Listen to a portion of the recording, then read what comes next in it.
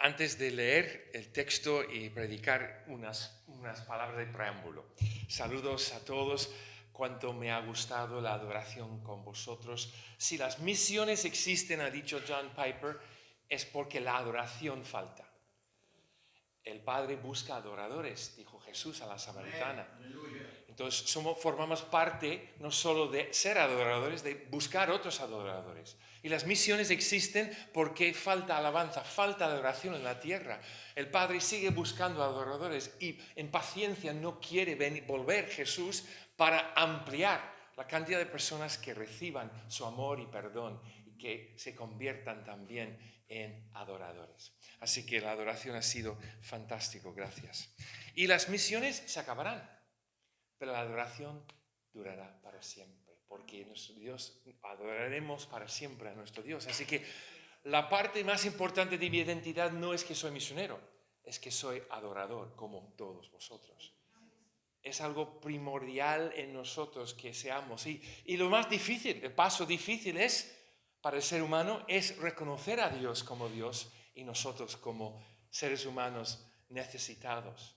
El orgullo del ser humano, el egoísmo del ser humano es lo que hay resistencia por parte, incluso de personas que creen en Jesús o aprecian a Jesús o les gusta la ética de Jesús o reconocen que Jesús es Dios, resisten todavía porque todos resistíamos en algún momento hasta reconocer nuestra bancarrota espiritual, la necesidad de tener la transformación interior que no pudimos hacer nosotros, de recibir la gracia y el perdón de Dios y convertirnos en adoradores. Hemos adorado, aleluya. Fallé en algunas cosas, fallé en la previsión del tiempo. Vine con ropa como los que me acompañaban las otras noches, traje solo un pantalón largo y no traje ni un chubasquero ni nada. Pensaba que iba a hacer calor todo, entonces fallé en eso. Fallé también porque fallé en el baño esta mañana, di con la puerta,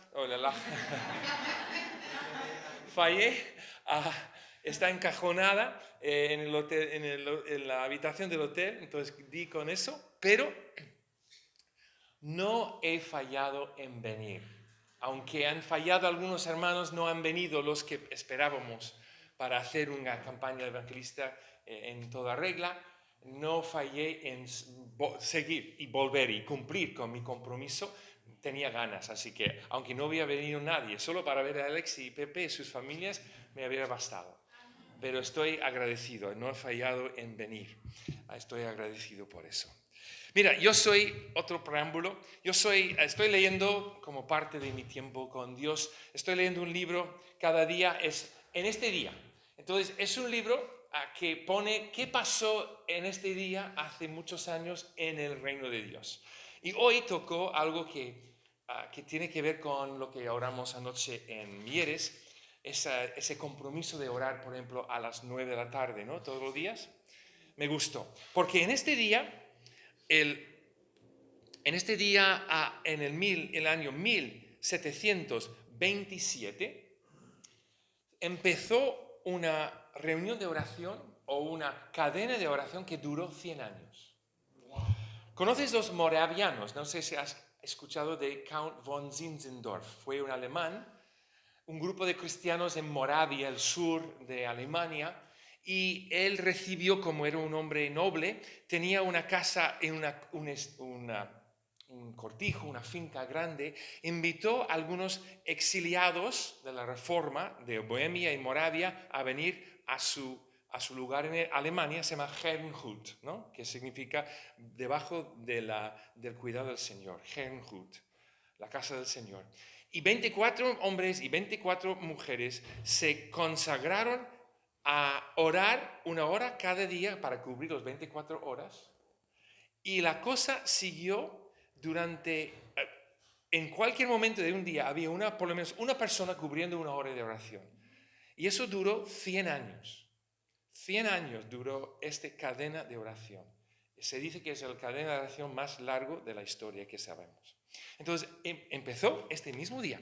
Así que me alegro por la oración unida, de tener esa sensación de que estamos orando. Nosotros practicamos con frecuencia en nuestra iglesia en Tres Cantos, también esas vigilias, pero no vigilias donde nos juntamos todos, empezamos con 2 horas juntos, luego tenemos una cadena de oración, cada uno cubre una hora de oración durante una semana.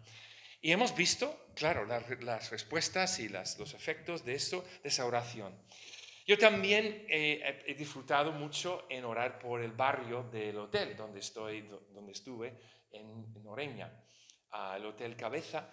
Desde la 4ª planta, desde una gran ventana, veía a 25 casas y pisos de la ventana. Y ya he orado por la mujer que tiene plantas en su jardín, por los 3 chavales gitanos que se juntan detrás de una casa, por una mujer a que alguien trae comida todos los días, a una otra familia un poco desestructurado que hay gritos en la calle, al lado, hasta a tantas horas de la noche, por otro hombre que es muy fastidioso, limpia mucho su casa, el jardín de atrás. Entonces, orando por cada uno de ellos, ¿no? Los conozco. Y por Terilú y Carmina y María, que son los que trabajaban en el hotel sirviéndonos.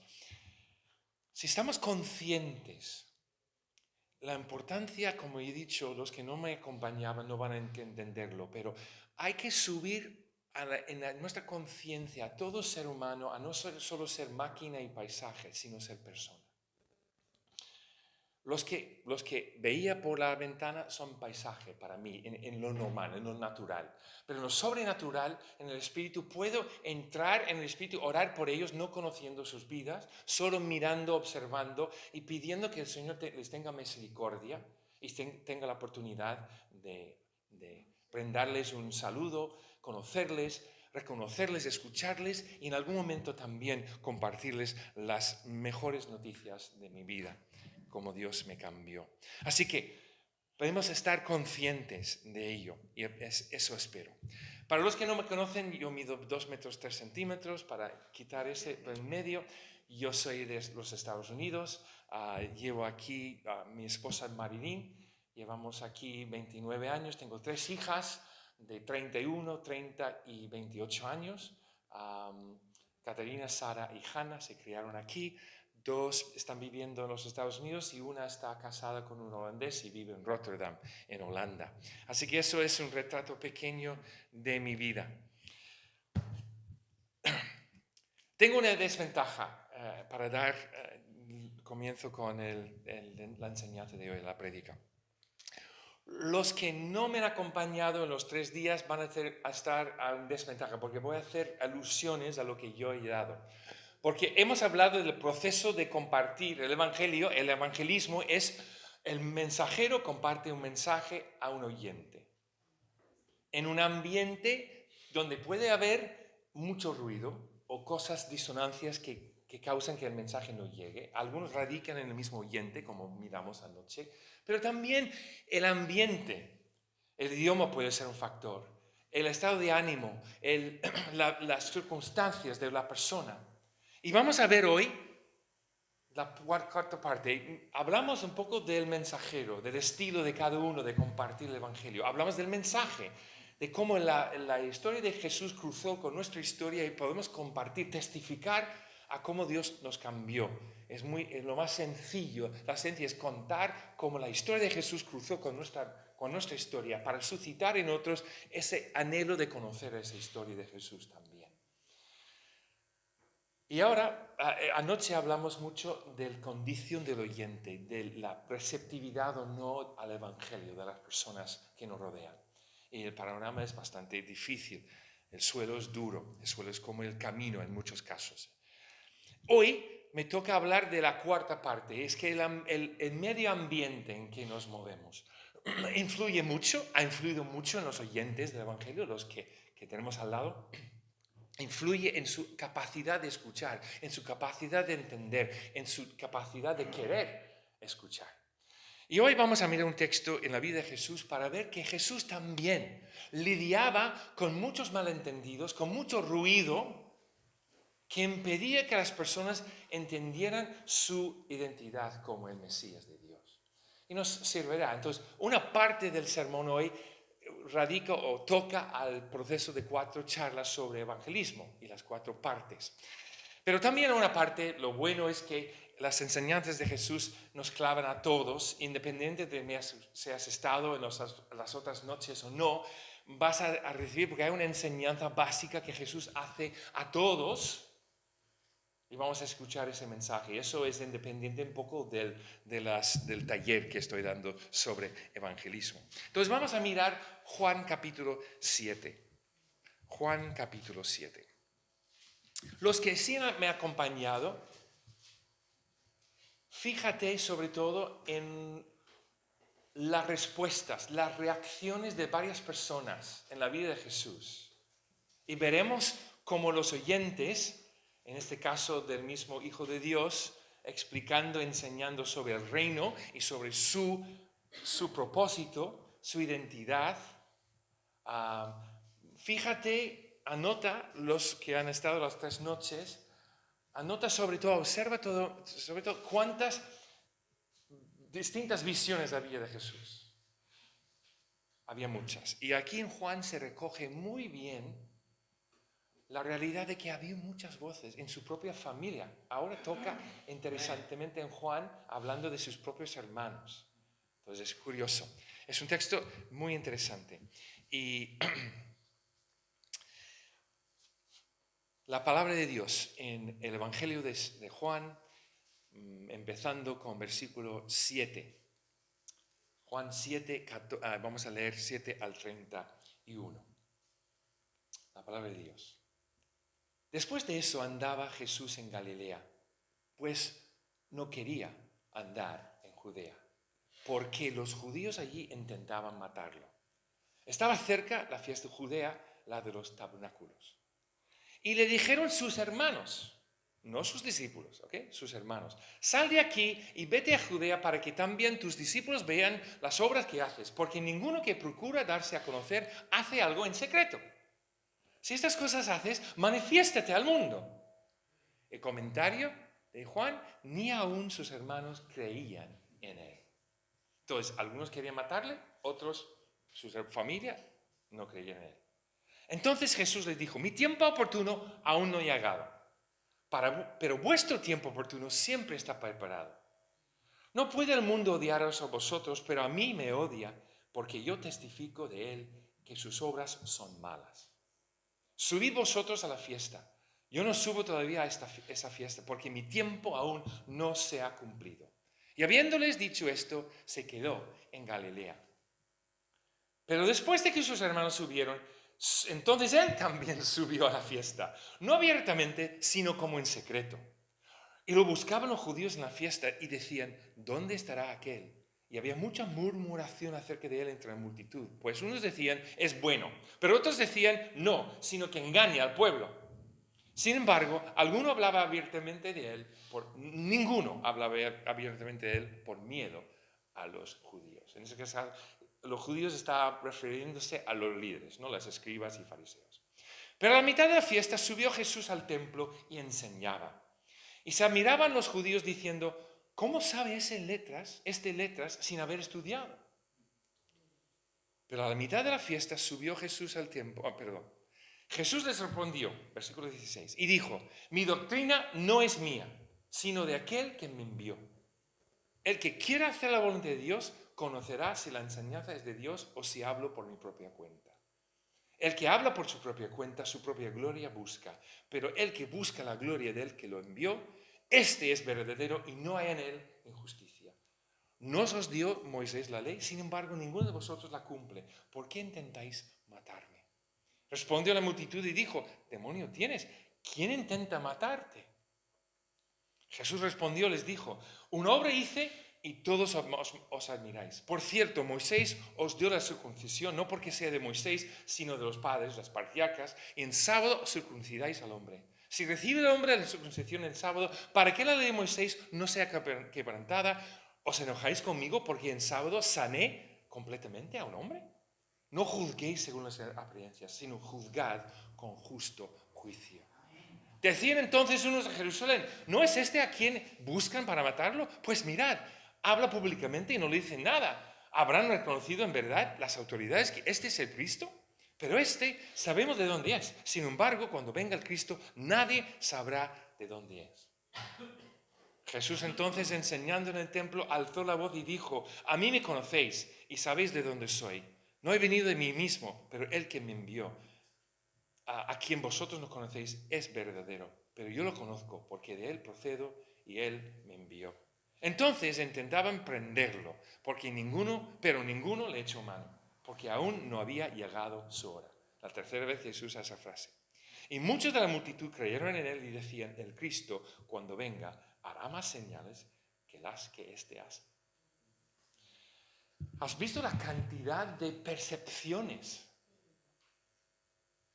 No voy a centrar en estas percepciones porque ya creo que son obvias. Podemos entender los distintos protagonistas, sus reacciones.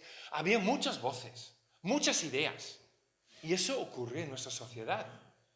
La aplicación por encima del contexto, no tanto de las palabras fuertes de Jesús, que vamos a mirar más bien en 16 y 17, es el centro del meollo, pero hablando del contexto en que Jesús dio estas palabras en el templo, vemos que hay muchas ideas volando. Y nosotros también, con cada persona que nos encontramos y cada persona que pasa por esta puerta y los vecinos que viven aquí tendrán muchas ideas sobre esta iglesia. Muchas ideas equivocadas, muchas ideas fundamentadas en sus tradiciones, en sus ideas, en lo que saben o no saben de Jesús, del cristianismo, del mundo protestante, de los evangélicos. Pensarán. Yo he encontrado, y Alex me ha dicho también lo mismo, de que hay un pueblo donde vamos mucho, se llama Torre Iglesias, y cuando yo me presenté, cuando la primera vez me enteraron que yo era evangélico, pero no eres gitano. Entonces, claro, allí en ese pueblo, por esa zona de Segovia, los únicos evangélicos que conocen son gitanos. Entonces, pero tú no eres de gitano. Entonces, claro, les descuadraba un poco, porque tiene ideas en su cabeza por su propia roce o falta de roce con otras personas. Entonces, hermanos, hay mucho ruido en las cabezas. Las personas, no solo su condición espiritual, pero en su mente, las ideas, el ruido que ha habido por la historia, por lo que conocen de las Escrituras, sobre todo porque lo que desconocen totalmente. Una amiga mía americana que canta en el coro de Tres Cantos es de Minnesota, se casó con un español hace 40 años, es de ascendencia irlandesa, pero sus padres viven en Minnesota, se crió en Minnesota. Cuando me presenté a ella la primera vez, hace muchos años, le dije que mi nombre era Timoteo. Timoteo, ¿de dónde viene ese nombre? Timothy. Entonces, mira, Colleen son 2 libros en la Biblia. Yo soy católica. Entonces, claro, ella no sabía ni siquiera los nombres de los libros en la Biblia. Entonces, claro, cada uno tiene sus ideas o desconocimiento sobre todo. Y aquí vemos muy bien reflejado varias voces que influían y las voces corren también. Se da cuenta, ¿no?, de que hay gente en este pueblo, en otros pueblos, los vecinos vuestros, que hablan entre sí. ¿Quién serán esta gente? ¿Cómo serán? Y juntan sus desconocimientos para tener una percepción adecuada o inadecuada. Y nos toca a nosotros romper esquemas con amor, con generosidad, romper sus ideas negativas sobre todo, sobre quién es Jesús y quiénes somos nosotros en Jesús. Así que es una parte de lo que estamos estudiando. Es curioso que aquí en Juan, es curioso, ¿no? Hay un trasfondo aquí que Jesús con 12 años estuvo en el templo enseñando y el texto habla de que estaban todos maravillados con el conocimiento de ese chiquillo. Un niño prodigioso, estamos todos encantados de conocer y escuchar lo que dice. Pero claro, cuando vuelve Jesús ahora al templo para enseñar, por primera vez, recordado en Juan, las reacciones son variopintas. No son, wow, ¿cuánto sabe? Algunos harán el Mesías más milagros que este. Entonces algunos estaban diciendo, mira, sus hechos le avalan. Aunque las profecías o otras cosas, lo que dicen los líderes, quieren matarle. Entonces hay distintas voces, pero aquí tenemos, y el próximo, Jesús vuelve a enseñar en el templo. Curioso, ¿no? Entonces, ahora vamos a empezar. Oremos. Señor Jesús, nos acercamos a palabras que tú declaraste a una multitud en el templo. Nos importan porque se hablan de tu identidad y también se habla de nuestra disposición. Ayúdanos a entender, Espíritu Santo, tú lo has inspirado este texto, esta historia, que se guardara y que se transmitiera y se plasmara para beneficio nuestro, para enseñanza nuestra. Ayúdanos por tu Espíritu Santo a escuchar y entender lo que quieres decirnos. Amén. Mira, por fin Marín y yo nos hemos enganchado a la serie de The Chosen, los elegidos. ¿Quiénes conocen The Chosen o los elegidos? ¿Quién lo ha visto? ¿Alguna parte? Si no lo has visto, la verdad lo recomiendo. Aunque digo que vamos por temporada 2, Marín y yo. Y después de debatir sus fuertes y debilidades, al final nos gusta. Claro, los pros, lo que son sus fuertes. Intenta contextualizar el ministerio de Jesús y la dinámica que él tenía con sus 12 discípulos sobre la marcha. La parte de convivir. Se ve muy bien que él viajaba sin casa con sus discípulos y se van agregando los discípulos, incluso sus 12 van sus ideas también, y que no entendían muy bien, sobre todo al principio de su ministerio, quién era realmente. También respalda la inspiración de las Escrituras y la doble naturaleza de Cristo. Claramente se ve reflejado que Cristo es tanto 100% hombre y 100% Dios. Se respalda, se respeta, se palpa de que no es que están creyendo y presentando a Jesús como consciente de quién es, y consciente de su mensaje, sus propósitos, sus enseñanzas. Así que esa parte es muy bueno porque, claro, es lo que defiendo en mi creencia sobre la inspiración de las Escrituras y quién era Jesús. Muy buenos actores. Claro, hay cosas, claro, mi mujer, sobre todo las escenificaciones, el atrezzo, hay algunas. Ella se echó a reír un momento cuando había una especie de ¿cómo se dice? Como una especie de mesa con cafetera y estaban tomando algo en pleno naturaleza y aparece una especie de mesa de café, ¿no? Entonces ella un poco estaba, y claro, están gastando aceite, tienen las luces, las lámparas de aceite a todas horas, en el día, en la noche. Entonces mi mujer se enfoca mucho en la escenificación y algunas veces falla para ella mucho, pero eso no es importante tanto. Mira, también se traspasa a dar personalidad a los distintos discípulos más allá de lo que podemos deducir o intuir de los evangelios. Sobre todo Mateo, por ejemplo, dan un retrato bastante fuerte y mira, no tenemos pistas así de Mateo. Así que están intentando escenificar y tienen que especular en algunas cosas y añadir personalidades que no se ven retratados en los evangelios. Pero yo al final me ha gustado porque me di cuenta en la segunda temporada, sobre todo porque enfocan en gente como la samaritana, Nicodemo, que están siguiendo más o menos la idea de Juan.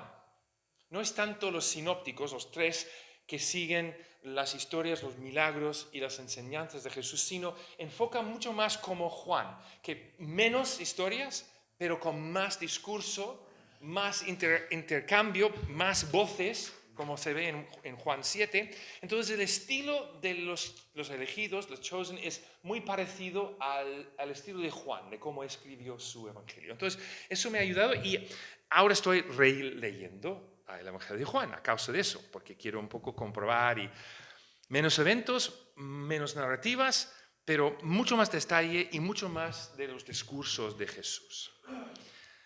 También otra fuerte que discierno en esa serie, ese intento de dar luz a quién era Jesús y atraer quizá a otra generación que desconoce a Jesús. Otra cosa es que los guionistas y el director se vuelcan en la lucha por los discípulos de comprender a Jesús y la disposición o no de seguirle o hacerle caso a sus enseñanzas. Retrata muy bien el hecho de que no todos los 12 entendían mucho. Esto toca el texto de hoy.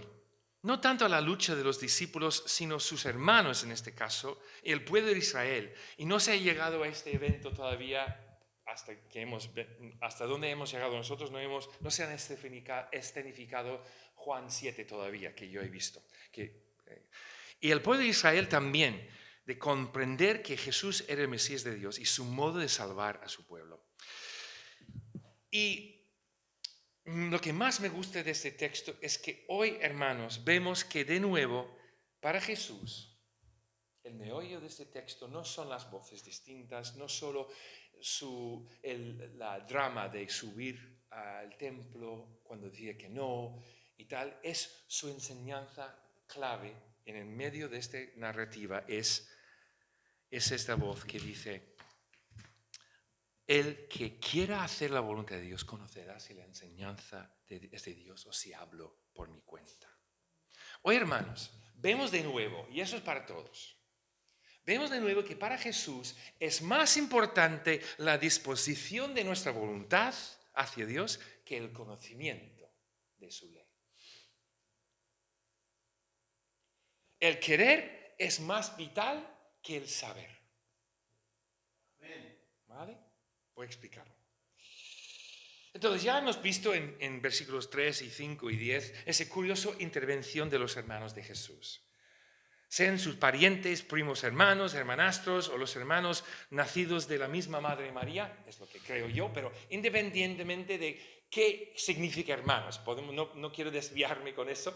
Claro, obviamente yo creo que no hay ningún problema teológico que sean hermanos físicos y hermanos totales, otros hijos de María. Pero sea cual sea, no quiero desviar la atención para los que creen que es hermanastro o parientes o lo que sea, pero sus parientes, su familia, es insólito su interés. Son incrédulos interesados buscando pruebas. Y su provocación a Jesús. Jesús les insta: subid vosotros, yo no pienso ir. Yo no voy a entrar en el trapo. El trapo tuyo es: quieres que yo luzca o que prueba a vosotros que si soy quien digo que soy. Ellos creen que si un rabino quiere fama, que vaya a Jerusalén en el medio de la fiesta, llamar la atención, ¿no? Si tú eres el Hijo de Dios, hay que lucirse. Entonces él no entra en ese trapo. Mi tiempo no ha aún llegado. Jesús está consciente de un tiempo que el Padre tiene preparado para él. Él dice con esas palabras: mi tiempo aún no ha llegado. Está consciente de que hay una trama pasional por cumplir. Sabe que su tiempo no es lo que piensan los demás, glorioso. Un glorioso debut como Mesías, adalid de los huestes de Israel y azote de los romanos.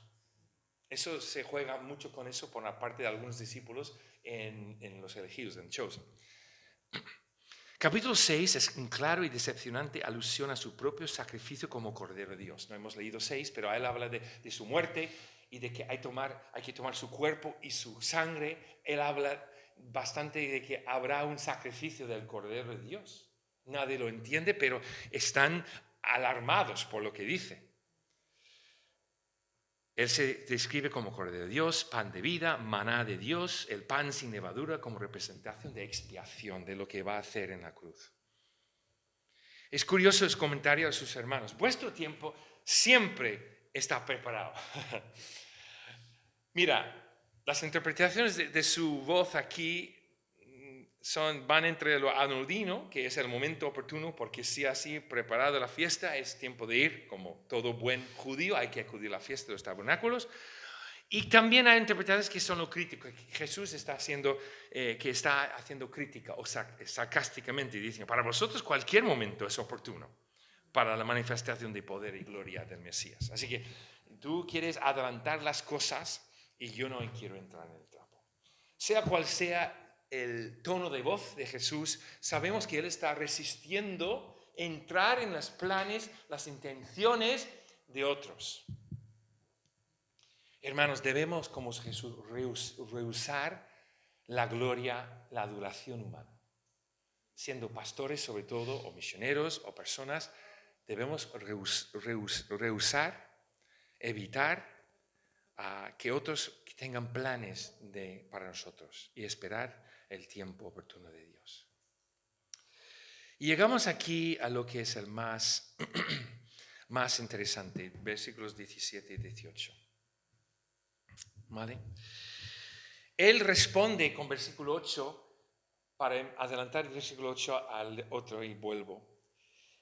Este anuncio al público sobre su identidad como Mesías de Dios tiene un trasfondo en cosas que Jesús ya había declarado en la discusión previa que está en capítulo 5. Él decía en capítulo 5, versículo 30, por mí mismo no puedo hacer nada, yo solo juzgo como oigo. Mi juicio es justo porque no busco satisfacerme a mí mismo, sino complacer a él que me envió. Él usa palabras muy parecidas aquí, ¿no? Entonces, había en esos 3 capítulos, 5, 6 y 7, después de su gran aclamación y su gran recepción al principio, ahora de hecho hay discípulos que echan atrás. En capítulo 6 hay gente que se echa atrás ya. Entonces, en versículo 41 del mismo 5, gloria de los hombres no recibo, pero yo os conozco, que no tenéis el amor de Dios en vosotros. Yo he venido en nombre de mi Padre y no me recibís. Si otro viniera en su propio nombre, a ese recibiráis. ¿Cómo podéis vosotros creer que pues recibís la gloria los unos a los otros y no buscáis la gloria de que Él viene del Dios único? Él está consciente que las motivaciones del ser humano es buscar su propia gloria. Tenemos que tener cuidado, pastores y líderes de iglesias, de buscar nuestra propia gloria en nombre de Jesús.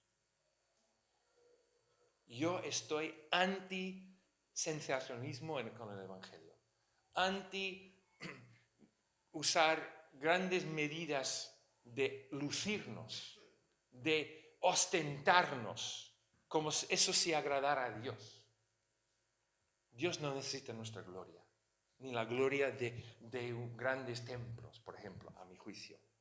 Yo soy de comunidades de amor y entrega, de comunidades donde se sirve unos a otros, donde se conocen, donde se sirven unos a otros, donde sirven a los demás. No buscan amontonar ni dinero, ni poder, ni fama, a mi juicio. Y lo baso en el mismo estilo de Jesús. Él rehusaba esto. No necesito lucirme como mis hermanos quieren.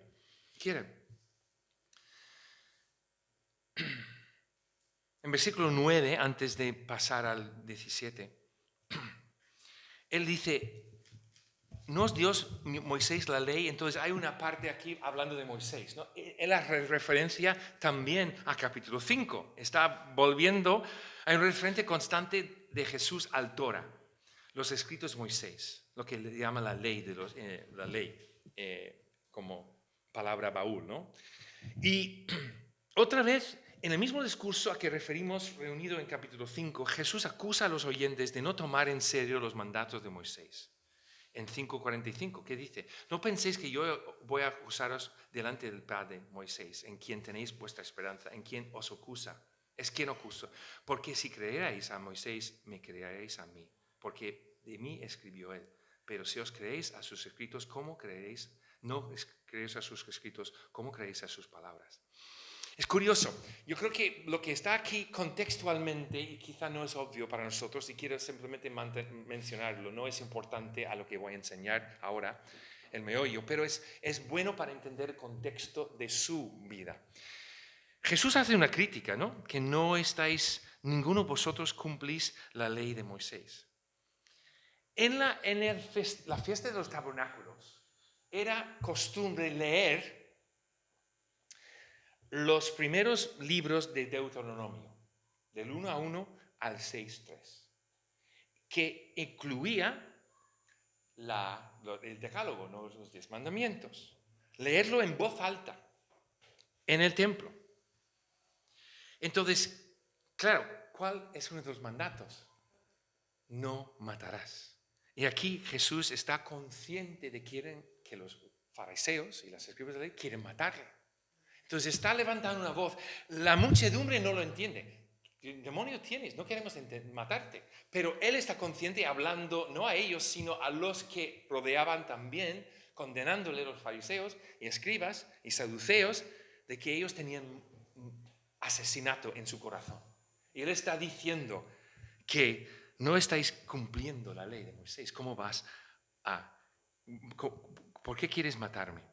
Entonces, aquí radica esa realidad que está aquí en el texto. Quizá chirría un poco para nosotros que no entendemos el contexto, pero entiendo ese contexto, podemos entender que la persecución de Jesús, el deseo de matarle, el trama ya de matarle, contraviene lo que dice la ley.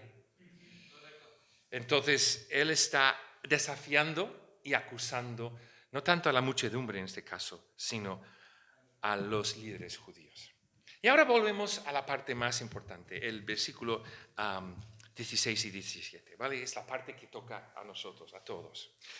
El enunciado de Jesús aquí tiene gran trascendencia. Tiene su significado dentro de la experiencia de Jesús allí, pero va más allá. Yo os digo, ¿no? Mi doctrina no es mía, sino de aquel que me envió. Y él hace un anuncio aquí que es un enunciado que es súper bueno. El que quiera hacer la voluntad de Dios. Literalmente es el que quiera hacer lo que Dios quiere. No es, la palabra voluntad es de la misma raíz que la palabra del verbo querer en griego. El que quiere hacer lo que quiere Dios es literalmente lo que dice. Thelema es lo que quiere Dios. La voluntad de Dios tiene ese mismo del verbo que es querer. Y ese verbo querer no es amar, sino tanto, en este caso, es de disposición. La predisposición. Oswald Chambers, que es un escritor devocional, dice que la regla de oro para la complicidad espiritual con Dios no es el entendimiento, sino la obediencia.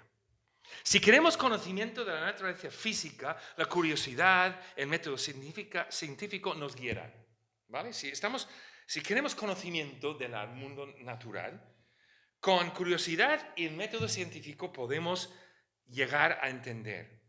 Pero en lo espiritual, la percepción, intuición, perspicacia en lo que Jesús enseña, solo nos vale la disposición de hacerle caso. Es como lo que dijo Jesús más tarde a sus discípulos en Juan 14, 15 y 17. El que me ama hará lo que yo mando. Él está consciente de que el que quiere, el que tiene disposición hacia él, lo hará. ¿Vale? Mira, la dificultad espiritual, la opacidad, el tosudez espiritual viene no por falta de entendimiento, sino por falta de por resistencia voluntaria. Suele ser porque no somos prestos a hacer lo que nos pide el Señor Jesús en tiempo real, sobre la marcha, en el momento, de buenas a primeras, en la verdad. Jesús está diciendo que el que tiene ganas verá que lo que digo es verdad, viene del Padre, no es cosa mía, viene de lo alto. Y es importante para nosotros entender eso. El que quiere hacer la voluntad de Dios, conocerá la enseñanza de Dios y se habla con mi propia cuenta. El que quiera conocer la voluntad de Dios, el que quiera hacer la voluntad de Dios, conocerá si la enseñanza es de Dios. Entonces, el que quiera hacer la voluntad de Dios, no es que el que quiere conocer la voluntad de Dios, estamos volcados, quiero conocer la voluntad de Dios. A Dios le importa tu disposición para que cuando por fin te la revele, lo harás. Porque muchas veces la voluntad de Dios puede ser lo que no esperábamos. Puede significar dejar atrás casa, familia. Puede ser no gastar lo que nos da la gana para darlo a otro. Puede ser cosas a veces que no nos interesan. No siempre es gloria lo que pide el Señor. Pide sacrificio. Pide momentos incómodos. Pide servicio más que ninguna otra cosa. El que es mayor en el reino de Dios es el que es siervo de todos.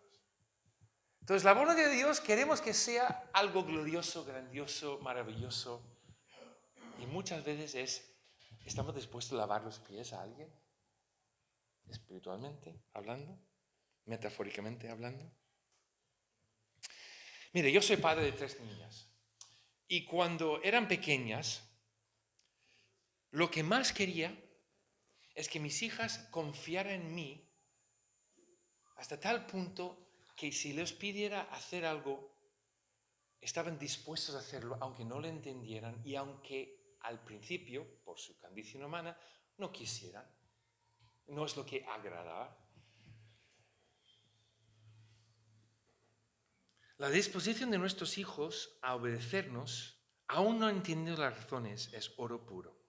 Mira, nosotros practicamos con nuestras hijas, desde muy pequeñas, una forma, y comunicamos a ellas: hijas, quiero que hagáis lo que te pido de inmediato, sin resistir, y luego hablamos. Hablamos es, puedes protestar luego. Te atiendo, te voy a escuchar. Pero en el momento de pedírtelo, te lo pido que hagas de inmediato sin rechazar. Quiero que tengas la disposición de hacerme caso, aún sin entenderlo, sin que te agrade, y luego podemos hablar después. Para la próxima vez, si lo hago distinto, si es justo o no, puedes quejarte luego. Yo creo que es lo mismo con el Padre. Jesús está diciendo que debemos estar predispuestos a hacerle caso, para que cuando revele su voluntad en lo pequeño o en lo grande, ya estamos listos y prestos para hacerlo. Porque si no, el conocimiento bíblico o teológico sin disposición voluntaria es un despropósito. ¿Cuántos cristianos sabemos que conocen la Biblia, pero su vida es un desastre? Porque conocimiento puede envanecer, como ha dicho Pablo, pero el amor edifica. Podemos saberlo todo, podemos condenar a todos, podemos juzgar a todos, podemos saber que una iglesia no es lo adecuado o una persona debe ser esto, pero el Señor no nos pide las cuentas de otros, nos pide las cuentas nuestras. ¿Tenemos disposición? ¿Es nuestra identidad básica? La naturaleza de la vida en el Espíritu es desafiante a nuestra voluntad. Nadie recibe una palabra, revelación o petición o instrucción de Dios por su Espíritu sin estar a prueba en el momento. Él quiere nuestra obediencia inmediata. Por ejemplo, Jesús enseñó, ya está escrito, por ejemplo, no matarás. Pero Él dijo en las enseñanzas en el monte, no matarás, pero yo os digo, si odias a alguien en tu corazón, ya lo has matado. Es un desafío. No podemos esconderlos que yo no he hecho nada, pero he querido. Por tanto, dice luego la aplicación, por tanto, si traes tu ofrenda al altar y allí te acuerdas que tu hermano tiene algo contra ti, deja allí tu ofrenda delante del altar y reconcíliate primero con tu hermano y entonces vuelve y presenta tu ofrenda. No me adores, no me digas otra cosa hasta que te hayas conciliado con tu hermano. Las enseñanzas de Jesús y las que aplica su Espíritu en nuestra vida real presente no nos dan tregua. No podemos ser falsos delante de Él. Por un momento, nos quiere cambiar hasta el último detalle de nuestro carácter. El Espíritu de Dios descubre nuestro espíritu de autojustificación y nos hace sensible a cosas que no nos han pasado por la cabeza antes. Por esta razón, aunque muchos cristianos se apean del camino por las hipocresías de otros hermanos, al final se dan de baja por su propia indisposición de obedecerle ellos mismos. Perdonar, por ejemplo. Perdonar, por ejemplo. Dejar tu ofrenda y busca reconciliarte. Si te has ofendido, tienes que ir. Si tú has ofendido, tienes que ir. No nos da regla. Si somos el ofendido o el ofensor, igualmente Jesús dice, vete a él a solas y hazle ver su ofensa. O si tiene algo contra ti, deja tu ofrenda y vete a intentar reconciliar con él. No nos da tregua. Algo concreto, estoy dando un ejemplo concreto. Les echan en cara a su conciencia sus propias faltas, incongruencias y resistencias a lo que Dios les pide. Por ejemplo, perdonar y pedir perdón. Cuando Jesús te pida algo, no resistas o postergues. Si lo hacemos demasiado a menudo, llegamos a ser impostores. ¿Qué ha dicho, no? Jacobo, Santiago. No solo oidores, sino hacedores. Y no solo las instrucciones de vete a hacer discípulos, sino perdonar a tu hermano, deja tu ofrenda y intenta reconciliarte. Cosas más difíciles, incluso.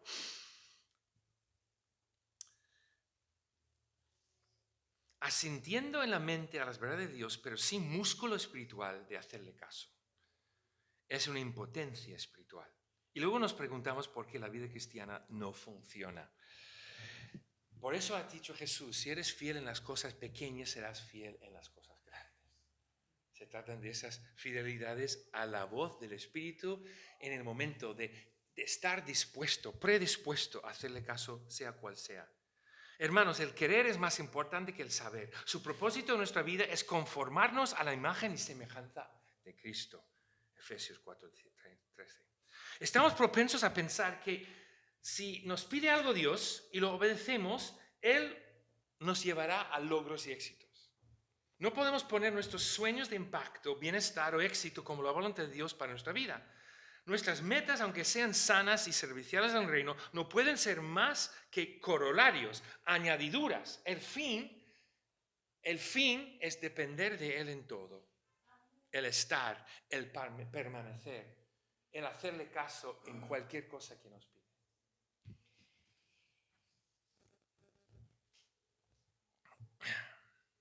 Si puedo estar tranquilo y confiado en Él en medio de la prueba, este es el fin de Dios, de hacerme como Cristo. Si puedo estar tranquilo y humilde en medio del éxito y bendición, este es el fin de Dios, que sea yo más como Cristo. El adiestramiento espiritual de Dios es para ahora mismo, no luego. Es para cada momento, en cada momento, no el futuro. No el futuro soñado, el futuro de gloria, el futuro de madurez. El madurez es un hábito que se adquiere por la disposición de hacerle caso en cualquier momento.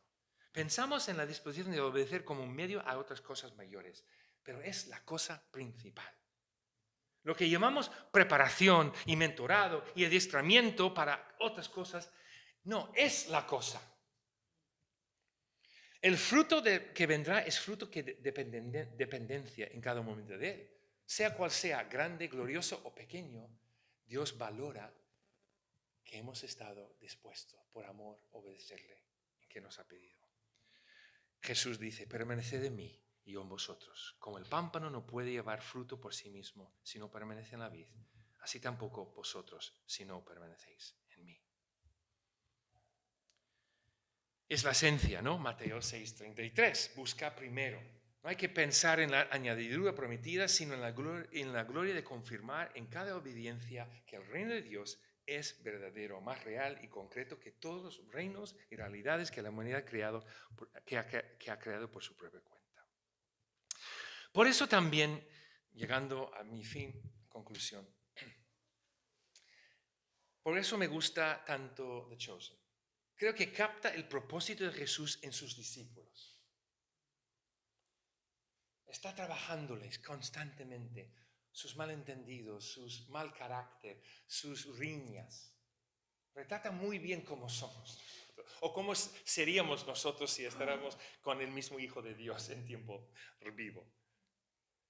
Capta él modela su dependencia total en el Padre como modelo para sus discípulos. Y Romanos 12 es una forma de Pablo de decir lo mismo que está diciendo Jesús. ¿Vale? ¿Qué dice Romanos 12, 1 y 2? Lo conocéis de sobra. Os ruego por las misericordias de Dios que presentéis vuestros cuerpos como sacrificio vivo, santo, agradable a Dios, que es vuestro verdadero culto. No os conforméis a este mundo, sino transformaos por medio de la renovación de vuestro entendimiento para que comprobéis cuál es la buena voluntad de Dios. El ofrecer sacrificio vivo precede conocer la voluntad de Dios. El que quiera hacer la voluntad de Dios, ese sabrá si mis enseñanzas son de Él y no de mi propia cuenta. Entonces,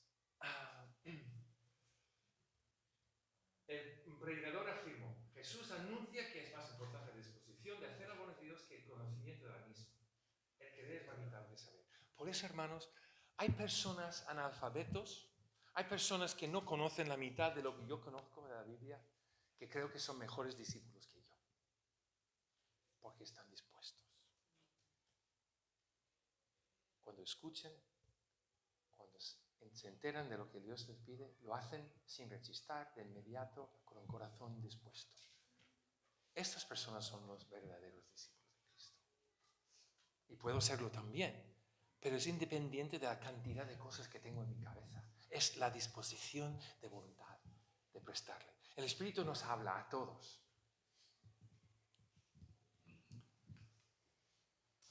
La regla de oro para cumplir la espiritual no es el entendimiento, sino obediencia. Y eso es lo que cité ya. Hay voces que nos asedian, pero quería llegar al final. Eso es otra enseñanza. La respuesta aquí es nuestra oración de cada mañana. Debe ser algo parecido. Dame un corazón dispuesto a hacer tu voluntad, Jesús. Dame un corazón dispuesto a hacer tu voluntad, Jesús. Yo creo que es la oración de cualquier discípulo después de escuchar a Jesús dice lo que ha dicho a todos en el templo. Dame un corazón dispuesto a hacer tu voluntad, Jesús. Se reduce a esa práctica de buscar la disposición de hacer voluntad, para que cuando nos hable, nos sople, nos haga claro que quiere que hagamos algo, sea servir a otro, sea evangelizar, sea mudarnos, sea lo que sea grande, pequeño, lo que sea, dame un corazón dispuesto a hacer tu voluntad. Es mi práctica. Cada día yo me levanto y además, entre otras cosas, estoy leyendo esto y otro, y luego estoy leyendo Juan, meditando sobre el Evangelio de Juan. En algún momento Señor, yo miro la lista de cosas que tengo que hacer. Yo soy de listas. Entonces, en mi móvil tengo una lista de cosas, citas, personas que tengo que escribir, tengo que ir al banco, lo que sea. Y Señor, ya sé lo que más o menos tengo que hacer hoy. Pero puede que haya algo que no está en esta lista que tú en tu voluntad tienes para mí hoy. Hazme dispuesto a hacerlo. Hazme dispuesto para que cuando venga el momento estoy listo, consciente y dispuesto a hacerlo. Aunque no entre en mi lista. Aunque no está previamente en mi lista. Algunas cosas son agradables, otras cosas no. Así que, hermanos, Jesús ha declarado esa gran noticia a todos, la disposición. Dame un corazón dispuesto a hacer